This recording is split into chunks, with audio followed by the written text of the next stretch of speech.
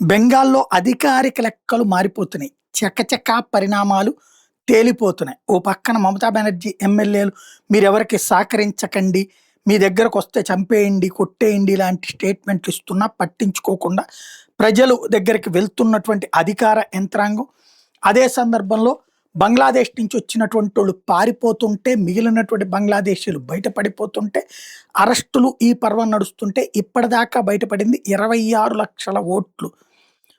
Electoral roles 2002లో ఉన్నటువంటి electoral రోల్స్‌లో ఉన్నోళ్ళు 26,00,000 మంది ఇప్పుడు లేరు. మ్యాచ్ కావట్ల. భార్యాభర్తలుగా అప్పుడు చెప్పబడినటువంటోళ్ళు ఇప్పుడు గాదు. ఏమైపోయిందిది? ఇది తేలాల్సుంది.